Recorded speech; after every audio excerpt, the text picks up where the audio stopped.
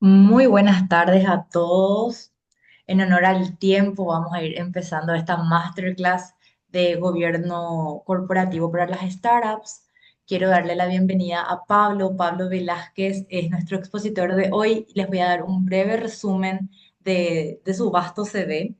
Pablo es abogado, es máster en Derecho de las Empresas por la Universidad Autónoma de Barcelona, es máster en Dirección de Negocios Internacionales también por la Libera Università Internazionale degli Studi Sociali de Roma, profesor colaborador de la Universidad Europea de Roma, es especialista en compraventa de empresas y socio fundador de la firma Corla Corporate Latam.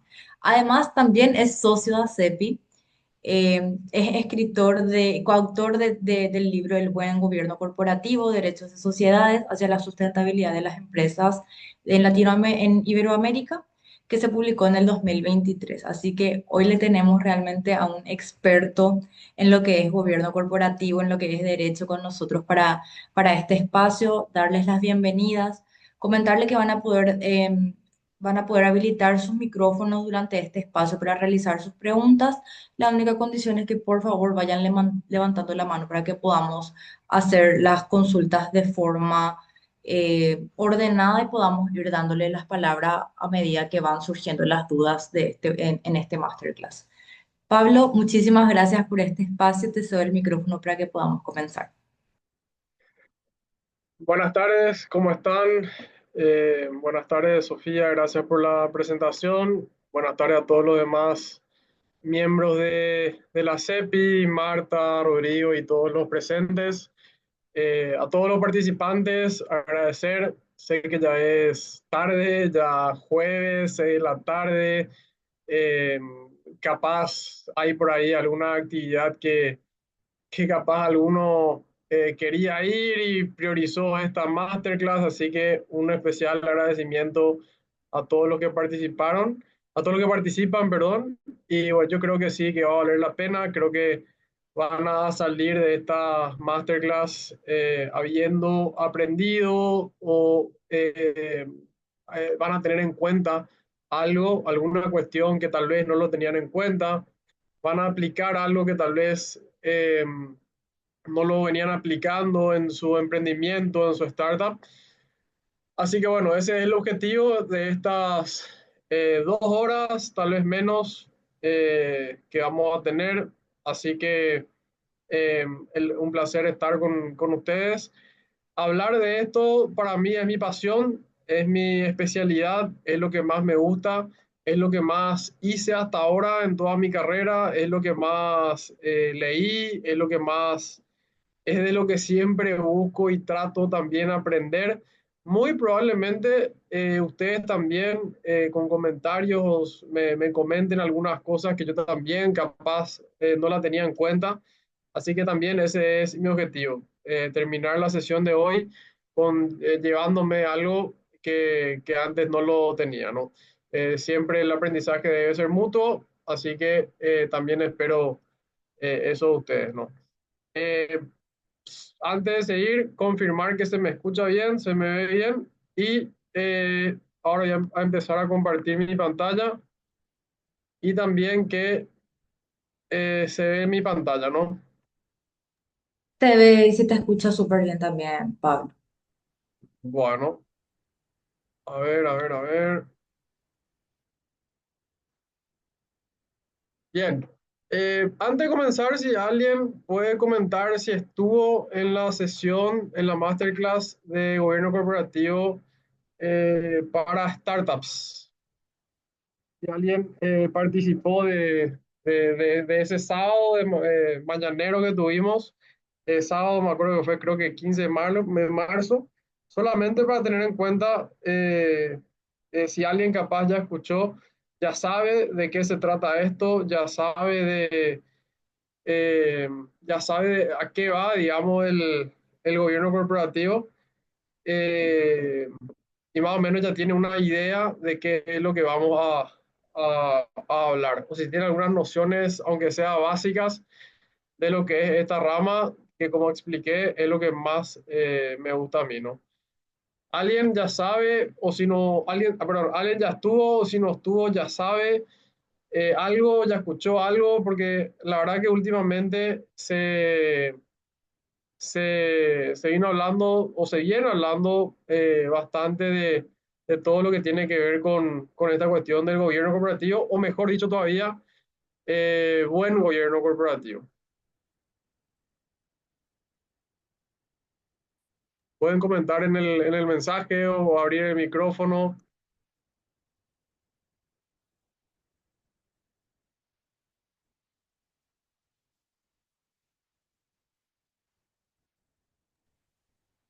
Bueno, Creería que no, Pablo.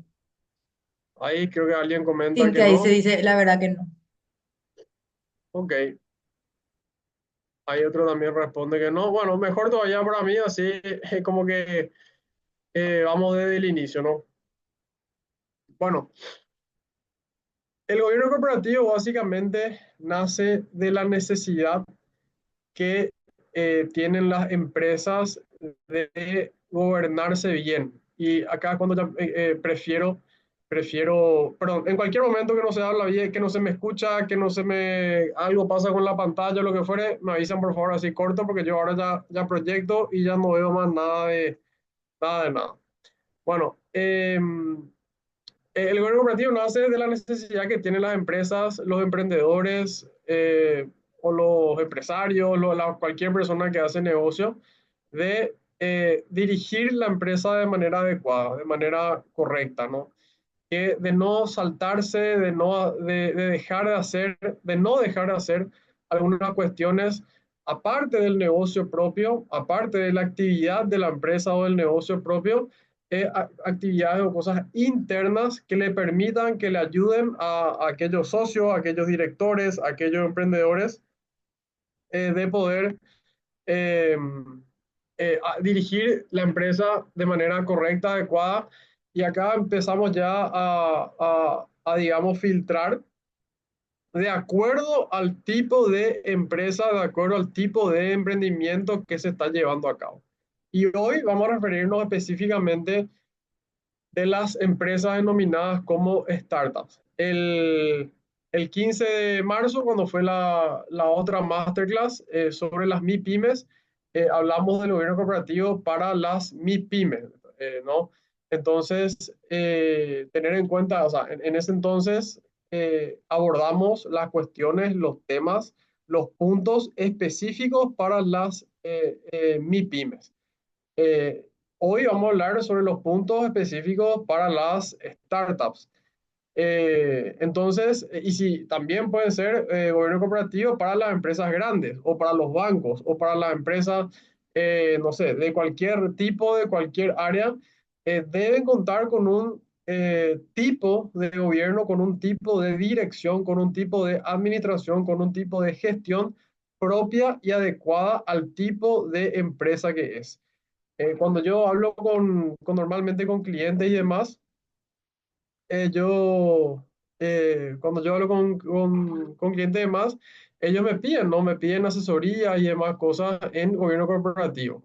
Y yo lo que les explico siempre es que necesito, por supuesto, estudiar la empresa, necesito analizar la empresa, necesito tener en cuenta cuáles son los objetivos de los socios, el objetivo de la empresa, el rubro en que se desempeña, para poder dar una recomendación, una asesoría adecuada en este tema, que no es que el gobierno corporativo es aplicable a todos los tipos de empresas sin importar qué tipo de empresa es. O sea, el gobierno corporativo es específico para cada tipo de empresa, el buen gobierno, ¿no? Eh, Acá, ¿por qué? ¿Para qué? Así como dice acá más abajo, para lograr la consolidación, ¿no? Normalmente las startups, como yo siempre suelo definir, van por un tendedero que a veces tambalea, que a veces no es sólido, no es fuerte, no está ajustado. Entonces, algunas empresas, algunos emprendedores por eso se ven obligados a hacer un parate, a ajustar cosas y luego volver a continuar en el camino, ¿no? Y justamente de eso se trata, ¿no? Que la línea, que el camino sea bien sólido que sea adecuado, como dije, de acuerdo a cada tipo de empresa y que los socios puedan concentrarse así únicamente en el producto, en el servicio, etcétera, ¿no? ¿Para qué? Así como dije recién, para lograr la perdurabilidad y sostenibilidad de la empresa. Este es, digamos, el objetivo de esta rama, ¿no? Que es el gobierno corporativo, el buen gobierno corporativo. No es, digamos, vender más, no es volverse rico ni nada de eso. Para eso hay gente especializada que sí entiende mejor de la ciencia de la venta. Esto se trata para lograr la sostenibilidad. Aquello que yo hago, hacerlo sostenidamente. Que no sea que aquello que vayamos a hacer bien, si nos va bien, dure, no sé, un año, 2 años, 3 años y luego, por cuestiones justamente de mal gobierno corporativo, se tenga que parar, Pedro tenga que salir de la empresa por cuestiones, por conflictos, por situaciones negativas, etcétera. Entonces, ese, como digo, es el objetivo, ¿no? Eh, ¿Por qué? Porque la realidad, la experiencia, la estadística, mucho de lo que hoy voy a decir es basado en la estadística, y en la estadística ni siquiera paraguaya, sino en la estadística universal, en la estadística global mundial, ¿no? La realidad, y reitero, la realidad global, también por supuesto en Paraguay, es que muchas empresas cierran o capaz se venden, no porque el producto o el servicio no sea bueno, no sea demandado, sino porque por la desorganización o por los conflictos o por cualquier situación negativa que exista entre los miembros de una empresa, ¿no? Y justamente la realización de prácticas recomendadas en buen gobierno corporativo es la clave, es la vía, es el remedio para que justamente esto no pase. Si el producto es bueno o el servicio es bueno, que se vea acompañado de una buena gobernanza, de una buena dirección, de manera, por supuesto, no afectar el emprendimiento que se está llevando a cabo, que seguramente, muy probablemente, hay una inversión importante detrás del proyecto del emprendimiento. Bien, la empresa normalmente, eh, o los emprendedores o los socios, normalmente se preocupan o atienden, en primer lugar, la identidad, ¿no? De la empresa, el emprendimiento, la marca, invierten una buena cantidad en esta cuestión, en la identidad, en la marca. Una vez que tienen, digamos, la identidad, la marca bien pensada, se enfocan principalmente en qué, en el producto o en el servicio que van a ofrecer al público. Que el producto sea, obviamente, responda a la necesidad de alguien, de un segmento, que haya algo que capaz no sea totalmente cubierto por lo que ofrecen actualmente productos o servicios similares. Entonces, se enfocan en estudiar muy profundamente ese tipo de producto o de servicio, ¿no? También, por supuesto, casi lo más importante, la venta, ¿no? Finalmente, todo lo que se piensa previamente, tanto en identidad como en productos, eso se hace para poder vender, ¿no? Vender el producto o realizar el servicio. Finalmente es la venta del servicio, ¿no? Pero marcado en rojo, normalmente descuidan, no atienden algunas cuestiones de gobierno, de dirección, de organización y a veces, no siempre, la estadística dice que muchas veces esto conlleva a que todo el esfuerzo que se hizo antes sea, por supuesto, no es que sea, digamos, en vano, pero de que no se vea acompañado de una buena gobernanza, de una buena dirección que perjudica muy negativamente o afecta muy negativamente a todo lo demás. O sea, una mala dirección va a afectar a la venta, va a afectar al producto mismo, porque capaz no va a ser, no sé, valorado por los consumidores, porque obviamente capaz el producto o el servicio que es vendido o realizado eh, conlleva necesariamente tarde o temprano se ven o se persigue si una empresa está bien o mal organizada, ¿no? ¿Cuántas veces hemos ido a algún lugar, hemos pedido algún producto y el producto en sí está bueno, pero la atención que se nos dio, el servicio de atención propiamente que se nos dio, fue malo? O cuando hicimos algún reclamo también, la experiencia fue en general mala, ¿no? Todo eso tiene que ver con la organización interna de la empresa, que es básicamente lo que se ocupa el gobierno corporativo, ¿no? Normalmente las startups pasan por estos problemas, eh, que son falta de financiamiento, que es el número uno, ausencia de organización bajo un tipo societario, muy frecuente, falta de especialización en los procesos productivos, a veces son como dos o tres socios los que hacen todo y capaz no están muy especializados en algunas áreas, ¿no?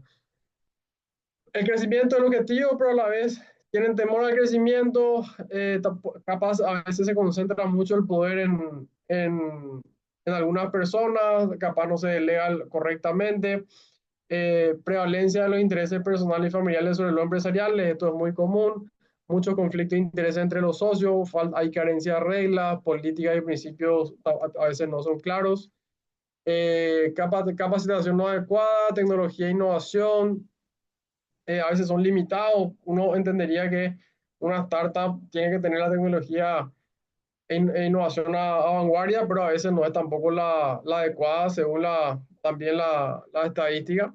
En la empresa grande a veces existe una competencia desleal por parte de ellos. Y normalmente son, digamos, estos problemas los que afrontan, ¿no? ¿Por qué las herramientas que vamos a ver hoy o por qué entender las cuestiones que vamos a ver hoy son inclusive más necesarias en las startups que en las empresas no tan grandes? Porque uno puede pensar que las empresas o que este tema de gobierno corporativo va más para empresas grandes, ¿no? Sin embargo, como acá está explicado, las startups son inclusive más necesarias que en las empresas grandes, porque en las empresas grandes normalmente o porque en las startups normalmente no hay una base muy sólida, dependen diariamente de las acciones que realicen sus miembros, ¿no? Al ser paneles más pequeños, se da que las relaciones entre los socios son más extrañas, más estrechas, perdón, entonces los conflictos afectan directamente ya a la empresa, al emprendimiento, ¿no? En las empresas grandes, o sea, en las grandes organizaciones, capaz una situación negativa en un sector, en un área, o un conflicto entre algunos miembros, capaz no afecta a toda la estructura, capaz ni se enteran y no tienen ningún tipo de repercusión, ¿no? Ni interna ni mucho menos externa. Entonces,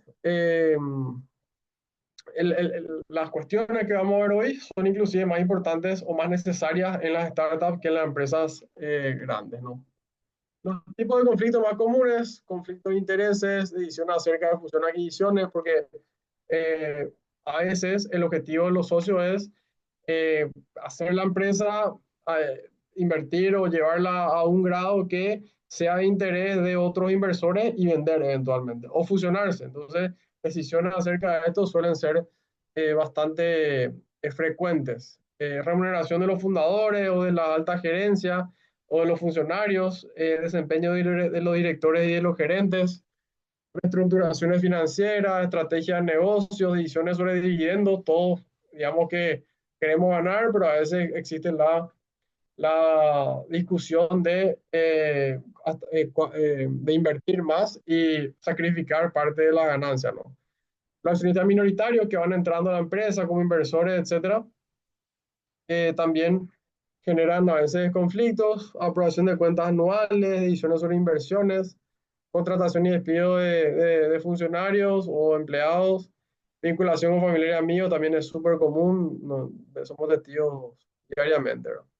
Conflictos por rol y responsabilidades, vamos a ver enseguida, conflictos personales, falta de comunicación, a veces son muy cercanos, pero hay también falta de comunicación, desacuerdos sobre el manejo financiero, muy frecuente, y sobre la toma de decisiones en general. Bloqueo o paralización de la empresa, también muy frecuente. Salida de socios, entrada de personas extrañas, también súper delicado, ¿verdad? Todas estas son, digamos, riesgos, son, digamos que amenazas que pasan que pasan muy frecuente que pasan las startups. Entonces es muy necesario eh, que sea, que sea atendido, ¿no? Y como dije antes, el gobierno corporativo puede aplicarse a todo tipo de empresas, o sea, puede aplicarse a las, a las startups, a las MIPYMES, a las empresas grandes y a cualquier tipo de organización. Eso es muy importante que se tenga en cuenta. Como ejemplo, digamos que esto empezó como una startup, digamos una de las empresas más grandes del mundo, de la historia al fútbol. Nosotros tenemos, por ejemplo, en Paraguay tenemos la Conmebol, ahí diariamente se aplican, se tratan cuestiones de gobierno corporativo en la toma de decisiones de los directores, gerentes, etcétera. Inclusive en la iglesia tuvimos hace poco un acontecimiento súper relevante y muchas cosas de las que vamos, digamos, a ver hoy se aplican inclusive a la iglesia o a cualquier otro tipo de actividad. O sea, el buen gobierno corporativo, dirigir la entidad correctamente, adecuadamente, se aplica a todo tipo de organización en la que se reúnen varias personas para un fin determinado. En el caso de las startups es que el producto o servicio se ha vendido, luego escalar y eventualmente recuperar la inversión, etcétera, etcétera, ¿no? Hay muchos, así como dije, hay muchos tipos de empresas. Las startups normalmente es la que tenemos a la derecha, ¿no? Son pocos socios, están básicamente en el mismo grado de jerarquía, no hay niveles o grados en el organigrama, sino que son todos yo, Sofía, Rodrigo, que nos encargamos de llevar a cabo el producto y no hay ningún tipo de subordinación entre nadie, ¿no? Cada uno hace su especialidad, lo que puede, lo que le gusta, lo que sabe y así llevamos a cabo el emprendimiento, ¿no? Empresas tan grandes como por ejemplo estas han realizado cambios y ajustes en su organización o gobernanza en los momentos justos que requerían y a partir de ahí, con la ayuda de la aplicación de un buen gobierno, lograron la diversificación, la expansión, la globalización, ¿no? Digamos que todas estas o empezaron, tal vez no queriendo ser una startup, pero finalmente lograron esa escalabilidad, ¿no? Bien, algún comentario, alguna consulta, alguna experiencia que quieran comentar antes? Vamos a ir adentrándonos poco a poco ya en el tema.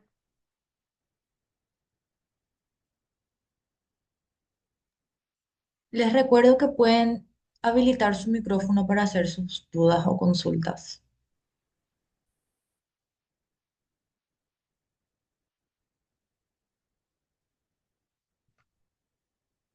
Ahí creo que alguien. Bastante clara la explicación, Gracias, gracias. Me pone muy contento de dice ser Liz. claro. Pero algo que quieran comentar me interesa más todavía de saber que estoy diciendo claro. Alguna cuestión, a ver, ni siquiera hace falta que tengan unas startups, etcétera, pero algún conflicto que tuvieron, alguna característica de las que mencioné que realmente es así, que se sintieron identificados, etcétera.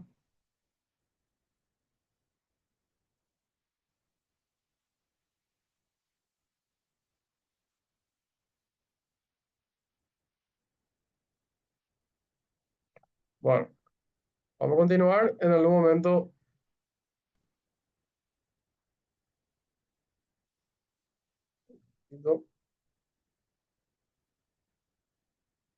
Bien, ¿qué es una startup y cuáles son sus características? Hay realmente una cantidad de definiciones sobre qué es una startup. De qué es una startup o la diferencia con la demás.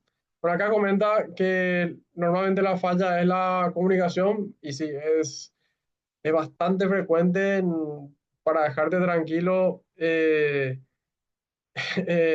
pasan todas las empresas, justamente hay formas relacionadas con lo que vamos a ver que ayudan a que las fallas en las comunicaciones sean las más, esas, implique el menor impacto eh, posible dentro de la organización, ¿no? Pero inclusive pasa en todos lados, en mi empresa, en mi estudio, en mi casa, en todos lados, este es un tema, pero hay formas de tratar esto. Todo esto, la falla de comunicación y todos los demás temas son tratables. Hay formas de tratar adecuadamente porque tratar mal alguna cuestión es todavía peor. Eso está comprobado. Hay vastas opiniones de que es así. Tratar mal algo es peor que no tratar, así que hay formas de asegurar un buen tratamiento para cada problema o conflicto, ¿no? Y sí, a lo que comenta Liz, la delegación también es un gran tema, es uno de los centrales temas del gobierno corporativo. Hay formas de delegar, es lo que estaba diciendo antes. Eh, a veces uno dice hay que delegar, pero la delegación a veces se da de una manera inadecuada, de una manera no conveniente. Entonces, no solamente hay doble falla, ¿no? Primero porque se delegó cuando tal vez se delegó y se delegó mal. Capaz si no se delegaba era mejor, ¿verdad? Entonces, es una cuestión a hacerlo y hacerlo adecuadamente. Esa es siempre la clave, ¿no? Sí, lo que también está comentando Liz, él siempre se hizo así. Bueno, eso en una startup es prácticamente ponerse, como uno dice, eh, la soga al cuello, ¿no? Una startup justamente la innovación es la clave. La innovación y buscarle la vuelta, en ver la forma de que el negocio escale, que no dependa 100% de lo que hagan los fundadores o los directores o los gerentes, es uno de los temas principales, ¿no? Bien, muchísimas gracias por comentar. La verdad que ayuda bastante a la disertación. No duden en seguir haciendo. Bueno, hay una cantidad de definiciones para las startups, pero básicamente son aquellas que, como consecuencia de la utilización de la tecnología, principalmente, pero no solamente gracias a la tecnología, pero sí principalmente gracias a la tecnología, tiene grandes posibilidades de crecimiento, ¿no? ¿Por qué? Porque las startups son, digamos, estructuras orientadas a conseguir el crecimiento a través de dos cosas, la tecnología por un lado y por otro lado la innovación. Justamente lo que comentaba, que si alguien en una startup es reacio a la innovación, probablemente no tenga que estar en la startup y se tenga que ver la forma de una salida amistosa, porque va a ser siempre una traba, una tranca, ¿no? Para la startup. Las dos cosas que diferencian, además de lo ya mencionado, a las startups de las otras, es que la forma de financiarse y el ciclo de vida de las startups. La forma de financiarse creo que es lo central. Normalmente cuando alguien inicia un emprendimiento, eh, utiliza sus ahorros, utiliza los ahorros o consigue préstamos de personas cercanas, amigos, familiares, eventualmente financiación a través de entidades financieras, pero en las startups normalmente las formas en las que es financiar el emprendimiento es muy distinta, ¿no?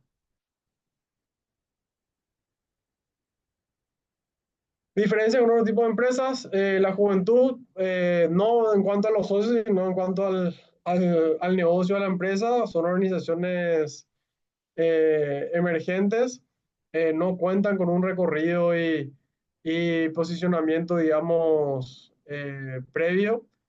Eh, la innovación, lo que estuvimos hablando, su modelo se basa en la innovación a través principalmente de la utilización de la tecnología, ¿no?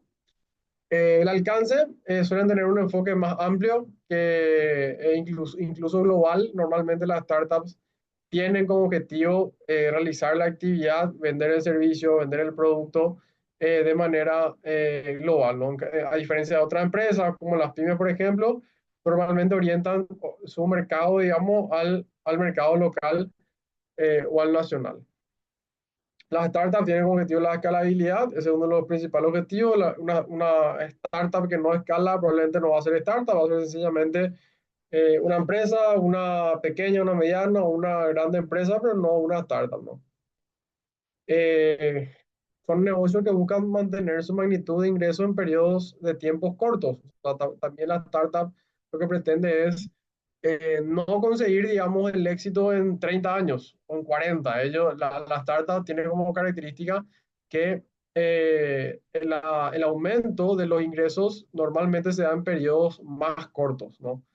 Eh, los costes también son reducidos justamente porque lo que se utiliza es la tecnología, o sea, no se necesitan normalmente grandes estructuras, grandes infraestructuras, grandes oficinas ni nada de eso, porque la tecnología permite trabajar de otra forma, ¿no? También el recurso humano es a veces un poco más, un poco menor que en los otros tipos de empresas, ¿no? Lo que le permite crecer más rápidamente y aumentar su margen, ¿no? A diferencia de la pyme, como dijimos, la empresa recién, como dijimos recién, las startups, la fuente de financiación es distinta y priorizan la inversión de terceros en el negocio, ¿no? A diferencia, por ejemplo, como dije, si yo quiero montar una empresa que no tengo como objetivo escalar, normalmente prefiera conseguir financiación, recursos o dinero a través de un tercero, desarrollar la actividad e ir pagándole poco a poco, ¿no? En la startup, normalmente los fundadores, los creadores de la idea o lo que fuere, eh, pretenden o acceden a que terceras personas ingresen a la empresa participando, por supuesto, de, de la participación accionaria de la empresa y queden ahí, ¿no? Y crezcan eventualmente proporcionalmente a medida que crece la empresa y no sencillamente agarrar su dinero, sus recursos y luego ir pagándole como se pueda, ¿no? Son algunas de las características principales. Así como dijimos, la fuente de financiación de las startups, ahorros personales, esto no es tan común, crowdfunding sí es común, utilizando plataformas a través de rondas de financiación. Préstamo o subvención de gobierno también no suele ser tan fácil, aunque a veces o en algunos países hay programas, hay fondos justamente para este tipo de negocios en particular. No es tan común, pero normalmente los gobiernos eh, crean programas específicos para este tipo de empresas. Si no son este tipo de empresas, no podrías aplicar para este tipo de empresas, ¿no? Venture Capital, estos inversores generalmente buscan negocios relacionados con la tecnología de alto crecimiento y esperan alto rendimiento cuando una empresa sale, por ejemplo, a cotizar o se vende, ¿no? O sea, digamos que son inversores que invierten en la empresa esperando que esta crezca y ahí obtener eh, su, ¿cómo se dice? El retorno, ¿no? Los famosos business angels son inversores que tienen una cartera existente de distintas startups y normalmente también son tipo aliados de de este tipo de empresas, normalmente en la etapa inicial. Private equity también son todos términos muy relacionados con las startups que invierten en empresas bien establecidas y predecibles, generalmente rentables y con un flujo de caja positivo. Eh, y préstamos también no dilutivos les permite conseguir financiación sin, digamos, diluirse. Esto se puede estructurar a través de instrumentos jurídicos que obviamente se consiga el objetivo de los, de los fundadores, ¿no? En definitiva, la forma de financiarse de una startup es diferente a la de una empresa tradicional, entre comillas, ¿no? Hay otras formas en las que ellos consiguen la financiación, ¿no? También el objetivo de los inversores y los fundadores es diferente. Y acá ya debemos, digamos, empezar a abrir los ojos, a activar la antenita, porque acá empiezan ya las cuestiones propias y puras y duras del gobierno corporativo, ¿no? El inversor, por supuesto, va a tener un objetivo, que es o proteger su inversión y en el futuro obtener el retorno, ¿no? Mientras que el emprendedor busca, o el fundador, el creador de la startup, pretende conseguir el dinero y, por supuesto, también dar lo justo, dar lo menos que se pueda, ya sea en acciones o en obligaciones futuras, lo menos posible a aquellos inversores, ¿no? El inversor tiene como objetivo defender la inversión, facilitar un acto de salida, quiere invertir y después eventualmente salir, maximizar su rentabilidad, garantizarse un cierto control sobre la empresa, ¿no? Y el emprendedor tiene como objetivo conseguir la financiación, los recursos, retener el mayor control posible sobre la empresa, aprovechar al máximo la entrada del inversor, o sea, contactos, experiencia, etcétera, ¿no? Bien, ¿algún comentario? Creo que hay una pregunta, había Sí, visto. Liz nos pone en el chat, Pablo, ¿qué personería jurídica es recomendable para una startup? En muchas ocasiones escuché comentarios en el que indican que a las EAs están más limitadas para acceder a financiación bancaria. ¿Es esto un mito o es real? Bien, en cuanto a la personería jurídica, yo honestamente me inclino más para una startup eh, en una EAS, porque tiene una estructura más simple, a diferencia de las sociedades anónimas o una sociedad de responsabilidad limitada. Entonces yo me inclino más, pero siempre hay que analizar, como siempre digo, caso por caso. Si bien, como dije, para mí lo más adecuado para una startup, lo más conveniente, me parece que es una EAS, porque como dije, tiene una estructura más simple, pero dependiendo de los objetivos y el estado actual del emprendimiento, podría ser otro tipo. Entonces, para mí es una EA, pero reitero, hay que analizar caso por caso. Esto no es el 100% de los casos. En cuanto a la financiación bancaria, para mí, a ver, hay que distinguir. Una cosa es tener dificultad para obtener financiación bancaria por el hecho de ser una EAS. Esto yo admito que tal vez era así hace algunos años, porque tenemos que tener en cuenta que las EAS se crearon recién en el 2020. Mi empresa, mi estudio fue una de las primeras EAS y tiene fecha de creación junio del 2021. Entonces, apenas tiene 4 años, ¿verdad?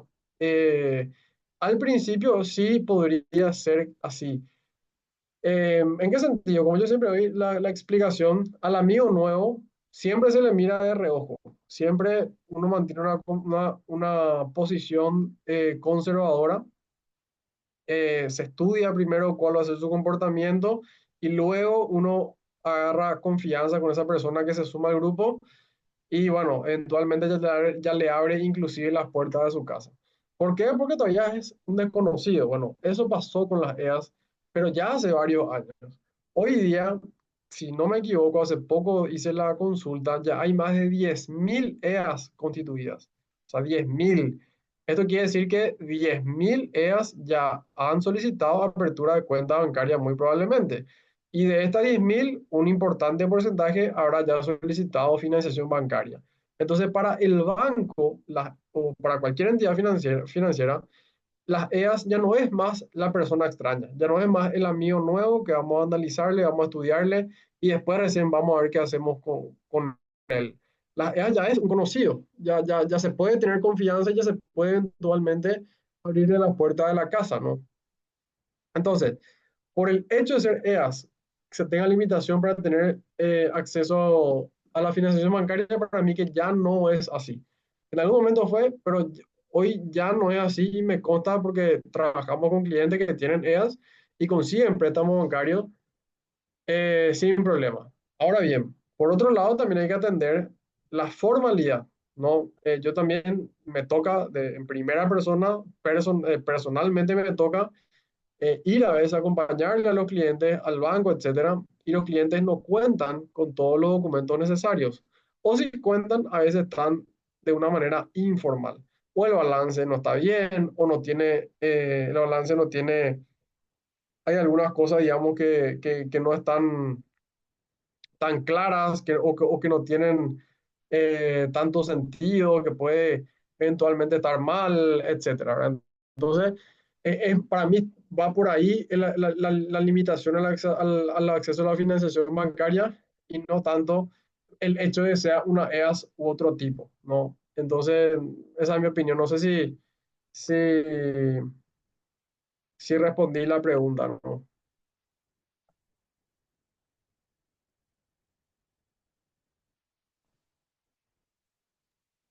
Gracias Bien, por la explicación, dice. muchas gracias a vos por preguntar. Bueno, entonces, ¿se acuerdan cuando al comienzo decíamos que las EAS, el ciclo de vida de las EAS es especial? Bueno, y básicamente este ciclo se divide en cuatro. Hay opiniones de que hay más ciclos, que hay menos etapas, que hay menos fases, etcétera. Pero digamos que estas son las cuatro principales. La ideación o pre-seed es cuando, digamos, así como dice como se ve en el gráfico, es cuando se enciende la lamparita, la idea, uno idea el producto, como hablamos antes, la identidad, la marca, el servicio, el producto que se va a lanzar al mercado.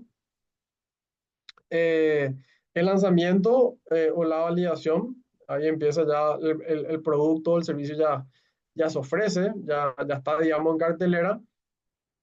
La atracción o el early stage, ¿cómo se llama? Así como también ven en el gráfico, ya hay un intercambio con el consumidor. Y la escala o scale up es cuando ya, digamos, luego de pasar por todo esto, si es que fue un éxito, la empresa ya crece, ¿no? Y en cada una de estas etapas, en la etapa de ideación, por ejemplo, vamos a hablar sobre estos pilares: estrategia de sociedad, personas y recursos, tecnología y propiedad intelectual, proceso y digamos, contabilidad. En lanzamiento, validación, también vamos a hablar de estos cuatro. En tracción o early stage, también vamos a hablar de estos cuatro. Y en escala o scale up, también vamos a hablar de estos cuatro. ¿Se entiende cuál va a ser la metodología a partir de ahora, no?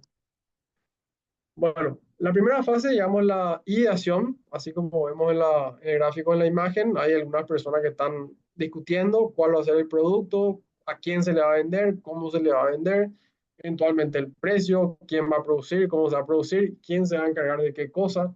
Todo eso forma parte de la etapa de la ideación, ¿no? La startup en esta etapa se encuentra entre el desarrollo de la idea y el entendimiento del problema que se propone resolver o la laguna del mercado que se propone ocupar, ¿no? Así como veíamos antes, las personas todavía están en la etapa de debate, de discusión. Es la fase de unión entre las personas vinculadas por un propósito y comienzan a desarrollar en lo que puede resultar en una empresa en el futuro. El negocio aún no tiene actividad operativa ni existe jurídicamente, pero sí, por ejemplo, la sociedad de hecho.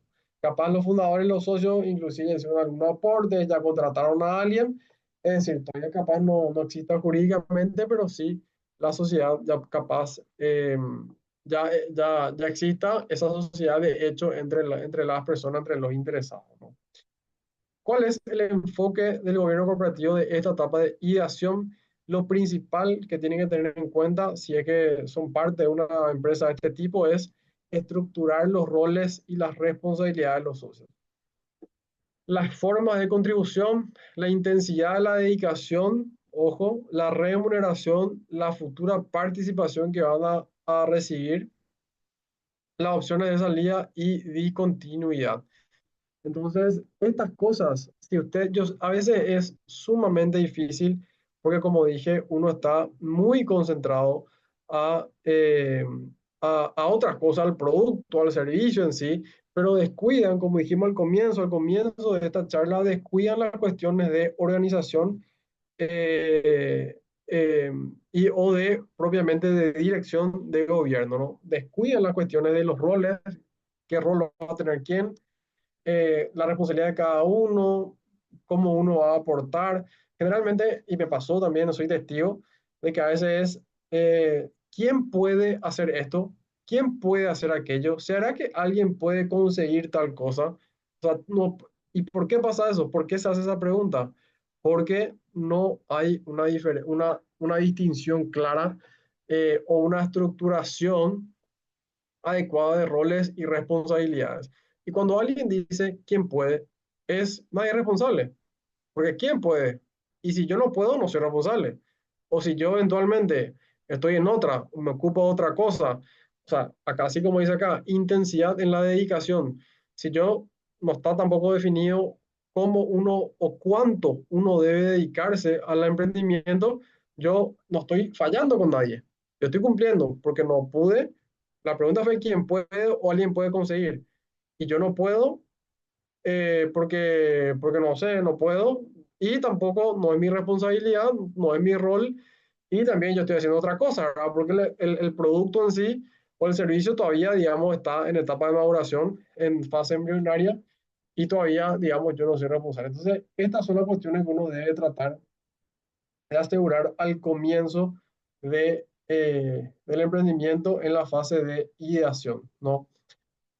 También muy importante, una falla muy común, se debe asegurar la titularidad de la propiedad intelectual y la alineación entre los socios.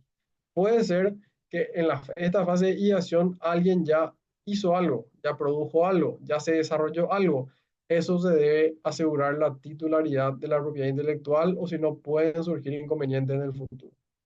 Asegurar el proceso de toma de decisión, famoso, así como dieron el ejemplo antes, todos quieren hacer algo, pero nadie finalmente termina haciendo nada.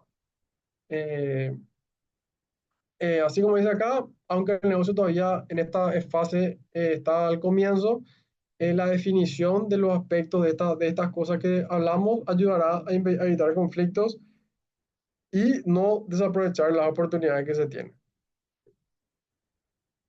La definición y decisiones tomadas en esta etapa tendrán consecuencias futuras. Esto es lo que hablamos también al comienzo. Si uno no trata adecuadamente al inicio de, del emprendimiento, se van a tener consecuencias futuras.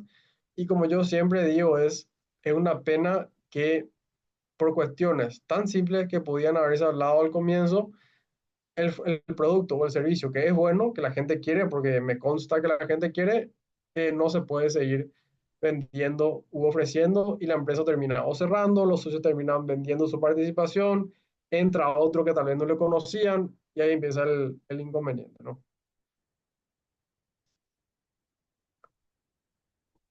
En cuanto a la parte, digamos, de estrategia y sociedad, hay que definir la forma de contribución, como dije, capacidad financiera y expectativa de cada socio. Ojo, voy a comentar una, digamos, confidencia. Yo soy inversor de startups. ¿Y qué pasa? ¿Cuál es mi expectativa? Yo lo único que quiero es recuperar y ganar un poco más, o ganar más, o mucho más. Esa es mi expectativa. Y los encargados de llevar a cabo el proyecto tienen que saber cuál es la expectativa de cada socio, porque en base a eso también deben administrar y gobernar el emprendimiento o la empresa. Entonces, eso es importante. También la capacidad financiera de la empresa, porque va a haber alguien que va a decir, tenemos que obtener 100 millones de préstamos y habrá otro que dice, me parece bien, pero no tenemos esa capacidad financiera. Pues vamos a empezar con 50, luego 15, luego 20 y así hasta llegar a 100. Entonces, eso es lo que uno, como dice acá, la estrategia y la sociedad son temas que se deben aportar se deben tratar, mejor dicho, en esta etapa. Yo, por ejemplo, así como dice, algunos aportan capital, otros tiempo y conocimiento, a veces yo aporto, en este caso yo aporté capital, no aporto nada más. Y yo, digamos que les dije, yo solamente voy a aportar eso. Hay otros que no aportan capital, pero aportan tiempo. Eso es característica en una startup. Los socios, los fundadores, cada uno aporta lo que sea, ¿no? Es común, como dice acá, que algunos socios juzguen que contribuyeron más que otros y reclamen una mayor participación. Ese es un tema bien clásico eh, que ocurre diariamente en este tipo de empresas, ¿no? Definir futuras participaciones accionarias, definir cuál es la condición para distribuir la participación, que lo que cada uno va a recibir luego es una muy buena práctica de gobierno corporativo en las startups. Esto es, digamos, sumamente recomendado y esto también fue hecho en base a experiencia, ¿no? Definir opciones de retirada y entrada, o sea, cuándo un socio va a salir o cuándo va a entrar. En mi caso, por ejemplo, está definido una vez que yo recupere el capital invertido con, digamos, el porcentaje que fue acordado, yo salgo. Esa es una condición y está bien, eso fue lo que se pactó, eso fue lo que yo pedí, se aceptó y nada más. O sea, eso fue una buena práctica que hizo esta empresa, entonces es lo que se debe, recomiendo también que se haga, ¿no? Un acuerdo de socios que contemple todos estos temas es justamente lo recomendado, ¿no? Y ya hablamos también de definir roles y responsabilidad. En cuanto a las personas o al recurso humano de la empresa en esta fase de ideación, normalmente todo se concentra en los fundadores, ¿no? En los creadores de la idea, por tanto, digamos que no hay cuestiones de contratación de personal y demás cosas. Normalmente ellos son los que hacen todo, ¿verdad? Entonces, este punto en esta fase de ideación normalmente pasa casi desapercibido, ¿no? Pero, como dije antes, en esta etapa, aquello que ya fue creado es muy importante poder titularizar las cuestiones de propiedad intelectual. De lo contrario, puede ser que en el futuro no pueda utilizar o que tenga que pagar para poder utilizar algo que ellos mismos crearon. Ojo, mucho ojo con las cuestiones de propiedad intelectual. ¿Por qué? A ver, lo que pasó en una empresa que, digamos, nosotros tratamos, cuando digo nosotros, digamos, yo con el estudio es, eran tres socios, vamos a poner Pablo, Juan y Pedro. Pablo es el que, digamos, desarrolló algo. Por tanto, porque la ley de propiedad intelectual así lo dice, Pablo era el propietario de eso. Había un acuerdo, por supuesto, de que Juan y Pedro iban a encargarse de potenciar y de cuantificar y de convertir en dinero aquello desarrollado por Pablo. Pero sigue siendo mío. Después yo me enojo y yo salgo. Y aquello que se creó, la plata, el dinero que se consiguió a través de aquello que yo creé, yo puedo decir que es mío. Pero los demás van a decir, no, eso se consiguió gracias a nosotros, que era nuestra función. Sí, pero la propiedad intelectual es mía. No es de ustedes, no es ni de la empresa, es mía. Entonces, distinguir, y hay formas de que esa propiedad intelectual desarrollada por Pablo pase a favor de la empresa o pase a ser titular de la empresa. Entonces, esta es una cuestión sumamente delicada que se debe eh, tener en cuenta en esta etapa, ¿no? En cuanto a los procesos administrativos y demás, básicamente lo principal en esta etapa es tener bien documentado, informar rutinariamente sobre el uso adecuado de los recursos, que sea revisado periódicamente por los socios, que sea proyectado en periodos cortos de tiempo, ¿no? Eso básicamente es lo recomendable en esta etapa. ¿Alguna pregunta con esta etapa de validación?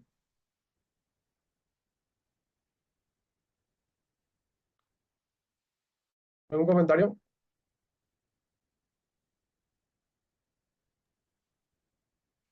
Creería que podemos avanzar, Pablo, no tenemos comentarios en el chat. Bueno,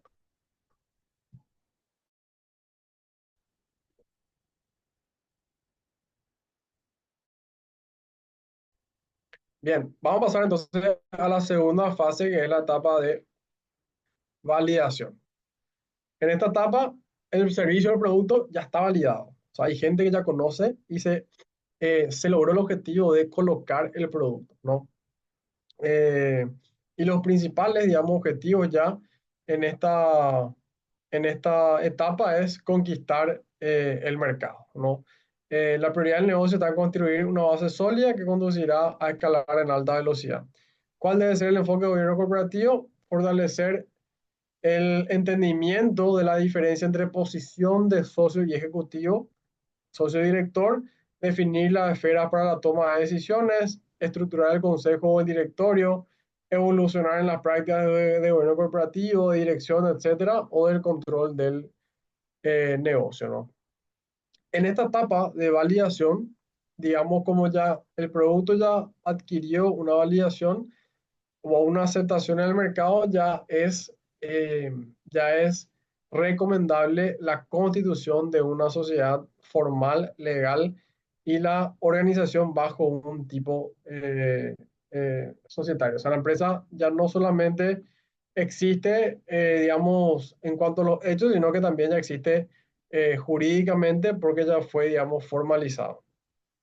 Y acá también sumamente importante es, y que suele también pasar bastante, es comprender la diferencia entre el patrimonio personal de cada socio y el patrimonio de la empresa. Suelen surgir muchos conflictos como consecuencia de la confusión del patrimonio de cada socio y de la empresa, ¿no?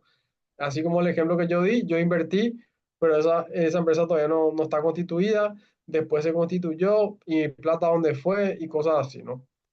Yo soy socio, en teoría no, pero hay otros que sí aportaron y sí tuvieron el acuerdo de que sí iban a ser socios. Entonces, esa es mi plata, esa es la empresa. O sea, este tipo es muy importante. Esta cuestión es muy importante abordarla como corresponde y de manera adecuada, ¿no? Comprender también los papeles de los inversionistas, socios y directores, también como dice acá, los fundadores realizan funciones varias, pero es importante saber cuándo comienza y hasta dónde cada uno, ¿no? El acuerdo de los fundadores es muy importante, así como mencionamos en la primera etapa, eh, debe revisarse porque ya no estamos en la misma, el ciclo de vida de la startup ya cambió, ya estamos en otra etapa. Entonces, ese acuerdo que tuvimos en la fase de ideación debe revisarse, ¿no? Y eventualmente, ya por supuesto, al estar constituido, ya va a tener un estatuto. También es conveniente hacer un estatuto ajustado y no un estatuto simplemente estándar, ¿no? El acuerdo socio en esta etapa es una de las cosas más recomendadas. Tiene la función primordial de definir el ejercicio del derecho de voto y el poder de control por los socios. Acá ya empiezan las tomas de decisiones de verdad, las tomas de decisiones delicadas y las cuestiones de mayorías y la forma de votar y los derechos de voto, etcétera, ya adquieren una relevancia muy especial, ¿no?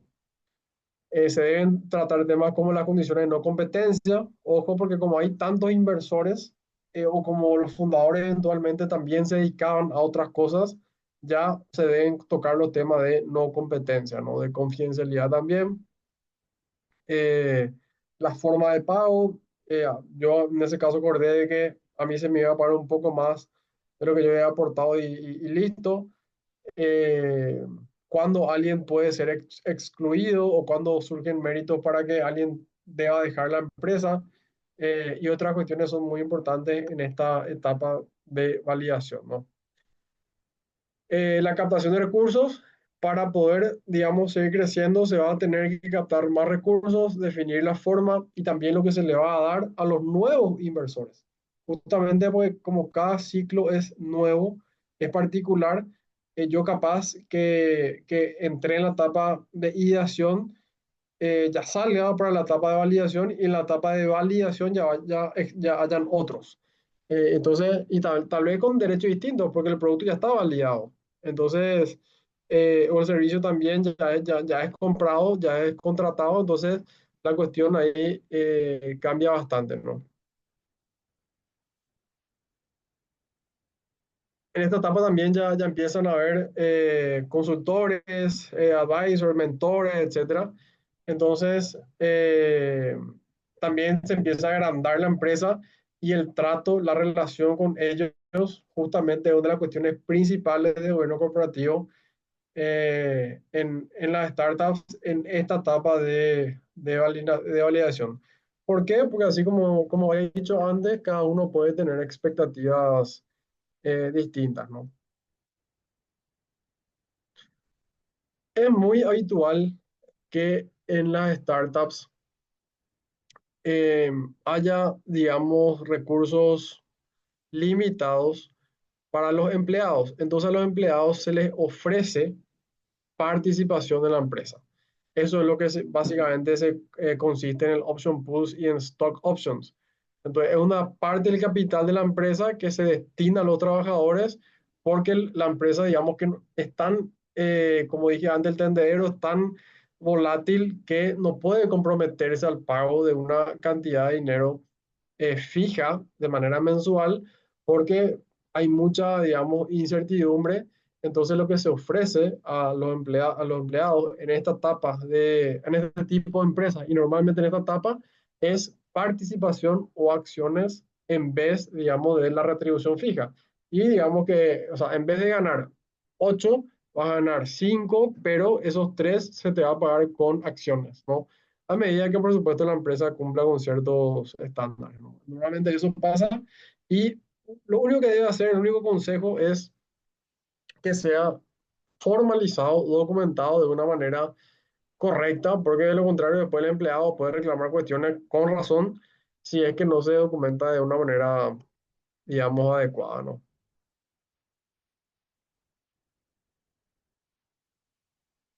Em,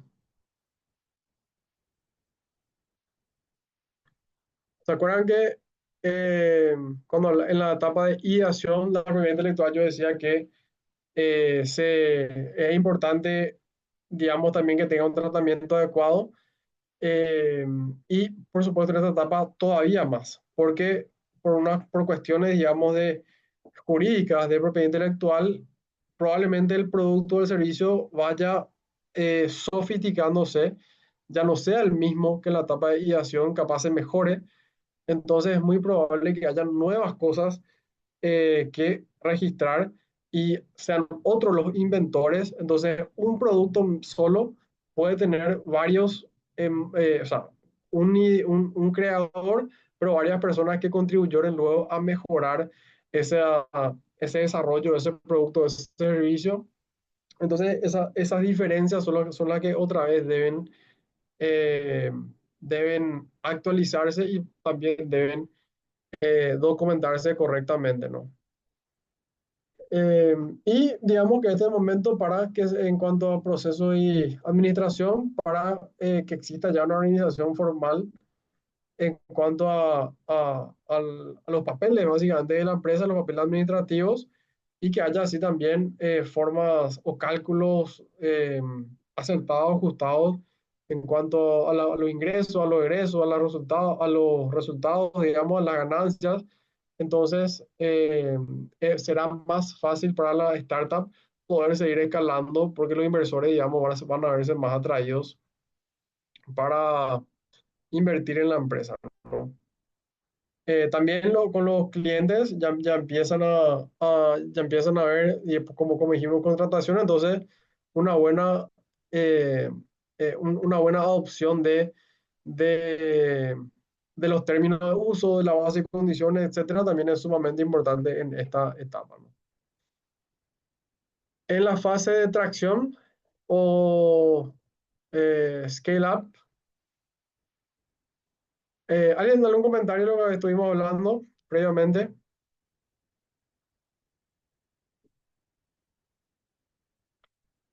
Nos mandaron una consultita, si hay una fórmula o estrategia para definir el porcentaje de participación de un personal según su rol o capacidad. No, honestamente no hay una fórmula, no hay una fórmula, pero sí sé, o sea, es común, digamos que lo que hacen todos es de acuerdo al área en el que se va a desempeñar y de acuerdo a los resultados que se obtuvo gracias al trabajo de esa área en particular en donde se encuentra ese empleado en particular.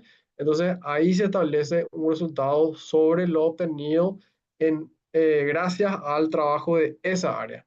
Puede ser un 10, el porcentaje así sí ya es, digamos, sumamente, puede ser cambiante, 5, 10, 15, 20, pero de acuerdo a lo que se consiguió desgranar que hizo esa área en particular.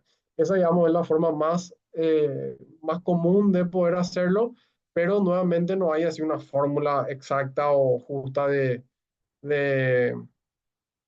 de calcular cuánto se le va a dar a un empleado. Y sí, es uno de los puntos más delicados para las startups porque ahí suelen haber, porque se está entre la necesidad y digamos el éxito, ¿no? ¿Por qué necesidad? Porque la empresa necesita a esa persona, porque esa persona tiene la capacidad de desarrollar algo, de crear algo, de liderar algo que a la empresa le va a llevar a una escalabilidad, pero obviamente hasta cuánto la empresa va a poder reconocer a esa persona sin, por supuesto, que eso afecte negativamente a los objetivos iniciales y que también se pueda, o que a la vez se pueda respetar y cumplir con los inversores que también están esperando eh, la, la obtención de la rentabilidad de la empresa para poder recuperar y ganar, ¿no? Entonces, es uno de los temas más que hay que prestar atención en, en el tema de gobierno corporativo de las startups, ¿no? En la fase de tracción, digamos, en esta etapa, en la tracción se da cuando la empresa ya empieza a crecer, no solamente el producto está validado, sino que y no solamente es adquirido, digamos, por los consumidores, por el mercado, sino que la empresa ya empieza a crecer de una manera que ya se puede medir, digamos, el crecimiento. Hay señales claras de interés del mercado, clientes que pagan y un modelo que empieza a repetirse con éxito, ¿no? ¿Cómo se mide esto? Crecimiento de usuarios activos, ingresos mensuales anuales, tasa de cancelación de servicios, tasa de conversión, retención de clientes, evaluación de satisfacción del cliente, ¿no? Digamos, así es como se va midiendo esta fase o el crecimiento de la empresa, ¿no? Y lo principal en esta etapa es eh, las esferas de decisión, porque acá sí la empresa ya tiene que tomar la decisión de posiblemente vender, ¿no? Porque tal vez tiene objetivo, tiene ese objetivo, o, o seguir trabajando y seguir eventualmente creciendo, ¿no? Generalmente acá es cuando las empresas viven para siempre o mueren en esta etapa. Si bien puede, cuando se leía la descripción, uno puede decir, ah, ya está, ya se cumplió, ya se logró. No, justamente en esta etapa es cuando se debe analizar si ya nos retiramos todos y ya ganamos, objetivo cumplido, vendemos a la empresa a mucho más de lo que lo que invertimos, cumplimos también con todos los inversores o seguimos y el ciclo de vida, como dijimos, hay que hacer cosas distintas en cada ciclo de vida. Entonces, acá es cuando a veces no se toma la decisión correcta o no se hace aquello que demanda cada ciclo determinado, ¿no? Por eso dije, centrarse en la toma de decisiones, límite de los socios, ejecutivos, inversores, como la empresa ya crece, a veces uno quiere arrogarse atribuciones que no tenía, diseño de organigrama, organización con los roles, responsabilidades, asignación clara de competencias, eh, la implementación de un directorio también adecuado, que haya también eh, personas ahí que no sean todos, no sé, que todos abogados, todos escribanos, todos arquitectos, todos desarrolladores informáticos, no, que sea un directorio eh, diverso que permita también el aporte de cada uno de su expertise, de su conocimiento para la empresa, ¿no? También acá empieza la etapa también de los consultores, así como la anterior. Estos consultores son sumamente importantes esta etapa, ¿no? Normalmente en esta etapa también la tecnología y la cuestión de propiedad intelectual ya está prácticamente todo madurado, entonces se debe hacer una última revisión eh, para verificar que el producto en sí se encuentra completamente cubierto y protegido, porque aunque no crean, y hay hubo un caso muy sonado hace poco por cuestiones de propiedad intelectual, hubo serios y fuertes conflictos en una empresa que finalmente era esto, era controlar a quién le pertenece, hasta dónde le pertenece, controlar la licencia que tiene para evitar que justamente conflictos como estos o descuidos como estos afecten a la empresa, ¿no? En esta etapa también ya se empieza a hablar de cultura de la organización, los valores que uno quiere seguir, porque como que la empresa ya tomó estado público. Y verán ustedes seguramente en las distintas startups, las más conocidas, que siempre hay políticas claras de respeto a ciertos valores que tanto la empresa cumple como los consumidores también deben cumplir. Inclusive cuando alguien contraría algunos de estos valores, la cultura, la ética que la empresa quiere transmitir, es cancelado. Entonces, en esta etapa, estas cuestiones, digamos, son importantes, eh, son importantes tener en cuenta, ¿no?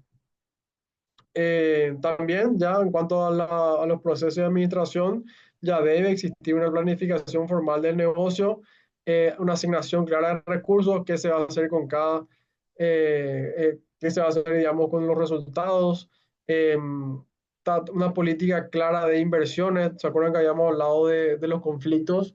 Que uno de los principales eran las decisiones sobre inversiones. Y bueno, en esta etapa tiene que haber una política definida sobre las inversiones de la empresa, que no sea que al momento de se tenga que tomar una decisión, todavía no haya nada, ninguna política que los socios, los fundadores, etcétera, o los directivos tengan que respetar. Y ahí es cuando uno dice, yo creo que hay que invertir, yo creo que no, que hay que distribuir utilidades, yo creo que hay que realizar esta inversión, yo creo que hay que realizar otra inversión en tecnología, no, yo creo que en recursos humanos, yo creo que hay que abrir una oficina no sé dónde, y ahí es cuando se empieza a, empiezan a surgir los conflictos, ¿no? Pablo, ¿hay estrategias para poder definir de forma más puntual, digamos, que este tipo de cuestiones en lo que respecta a la cultura de la empresa? Sí, por supuesto que depende también del rubro en el que está la empresa, ¿no? Cuando vamos a poner como ejemplo digamos, la más famosa, la que empezó todo esto, que sería, no sé, Facebook. Facebook tenía como objetivo la comunicación, ¿no? Entonces, dependiendo del rubro, la comunicación entre las distintas personas, ¿verdad? Dependiendo del rubro, eh, la empresa, o en este caso Facebook, puede definir qué tipo de comunicación aceptar, cuál no, o qué tipo de información es la que va a permitir que se difunda y cuál no, ¿verdad? Si Facebook prefiere que se difundan solamente cierto tipo de noticias o lo que fuere, si bien hoy día tenemos todo tipo de información que circula por ahí, quiere decir que Facebook tomó la decisión de que todo tipo de noticia e información sea difundido, ¿no? Honestamente, depende demasiado del rubro en el que está y de qué tipo de mensajes quiere obtener o quiere enviar al público, ¿no?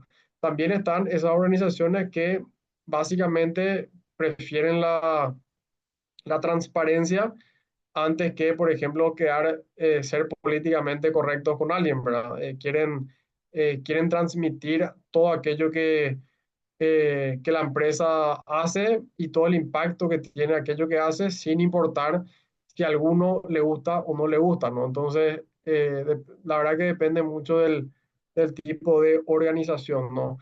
Sí hay estadísticas, de nuevo, que dice, digamos, qué es lo recomendable y qué es lo no recomendable, que aquello trae impacto positivo y que trae impacto negativo, ¿no? Pero otra vez, eso depende en un 90% del tipo de empresa eh, que uno sea, ¿no? No hay así una fórmula como preguntaron recién de específicamente por decir cuál va a ser la estrategia del éxito o la llave del éxito en la cultura, en la organización, etcétera, ¿no? Disculpame que no pueda dar una respuesta sumamente eh, cerrada, pero la verdad que depende mucho de cada tipo de empresa y la organización en la que está, ¿no?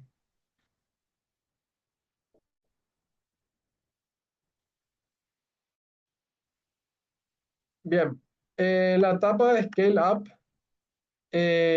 su reto es, la empresa ya está establecida, el producto ya está validado, ya se pasaron todas las demás etapas y el objetivo único es crecer. Los socios ya decidieron no vender y hacer crecer la empresa, o los socios ya vendieron la empresa y la nueva gente, el objetivo es crecer. O sea, porque ya no hay más nada que demostrar ni que validar, etcétera, ¿verdad? Y ahí lo principal que uno debe tener en cuenta es si la estructura que tiene, ya sea física, tecnológica o la que fuere, le va a permitir escalar.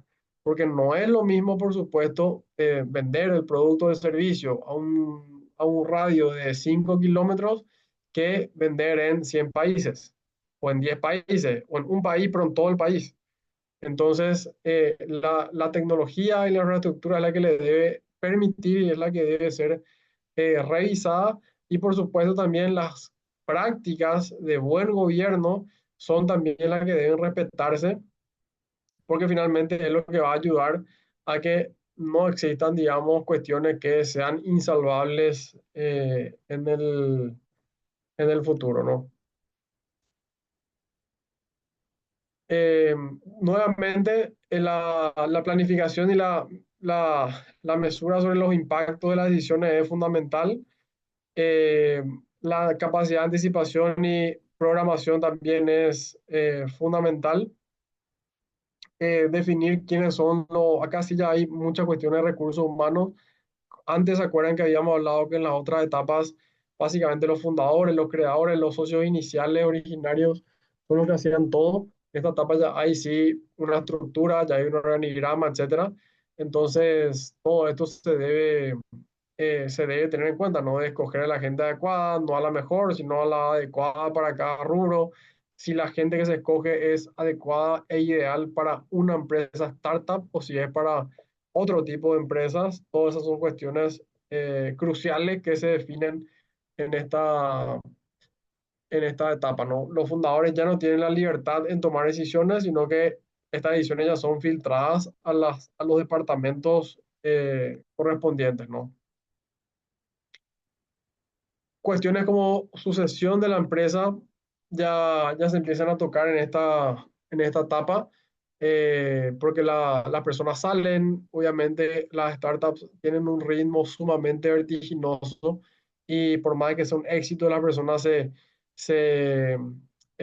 sé, no quiero decir se cansan, pero por supuesto que también necesitan personas que cumplan sus funciones o funciones que cumplían, entonces también estas cuestiones deben tratarse, ¿no? Deben ser atendidas, ¿no? Que yo eventualmente que me encargaba de A, B y C, bueno, hoy día necesito encargarme solamente de A y B, o de solamente de A y B y C, tiene que encargarse otra persona. Bueno, eso se llama sucesión, no porque entre sucesión porque yo muero, sino porque empiezo a asumir otros roles y los roles y las funciones que yo cumplía deben ser tratados y ejercidos por personas nuevamente especializadas en esta etapa, ¿no?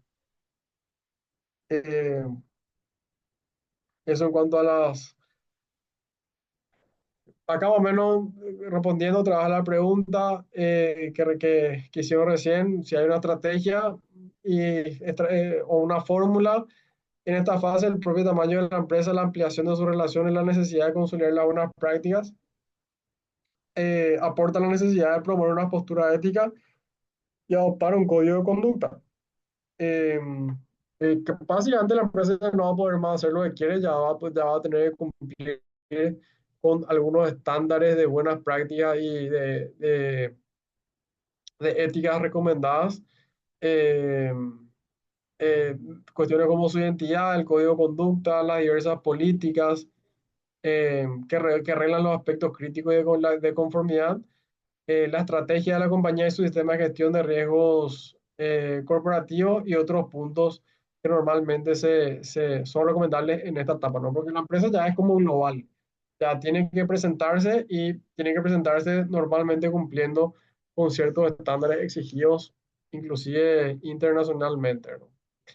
Defensa de intereses es sumamente importante. Acá es la etapa ya en la que van a empezar los ataques, porque la empresa ya está reconocida, ya es una amenaza, eh, ya, y van a empezar los ataques de todo tipo, desde, desde robo, entre comillas, de personal, de software, de copia, de piratería, no sé, una cantidad de amenazas va a pasar la empresa en esta etapa.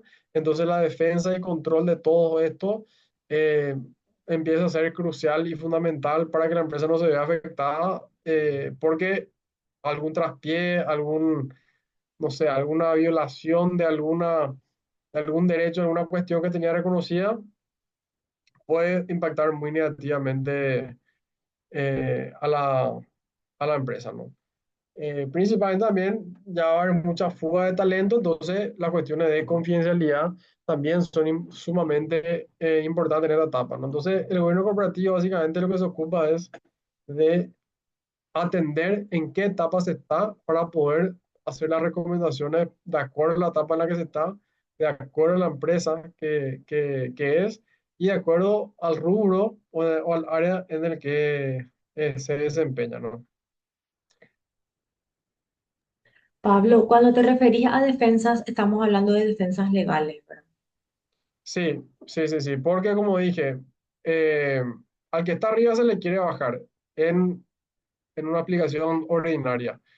Entonces, la empresa tiene que contar con esas defensas legales que actúen a tiempo, que estén atentas, justamente para evitar ese impacto, o sea, porque el ataque sí o sí va a haber. Eso dice como digo por quinta vez la estadística.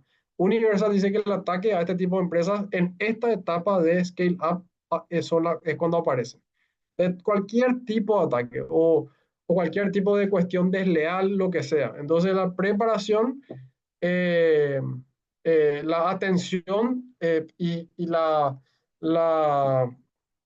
contar con las defensas legales apropiadas y oportunas son las que evitan que se tenga un impacto negativo, ¿no?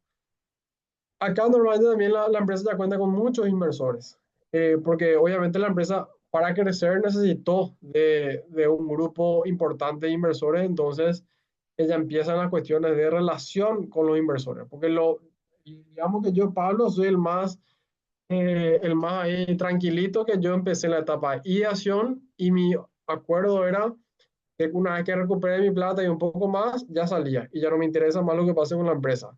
Pero si yo soy un inversor que puso una buena cantidad de dinero y quiero escalar con la empresa, yo también voy a reclamar a la empresa si es que no se cumple alguna cuestión que debe cumplirse conmigo.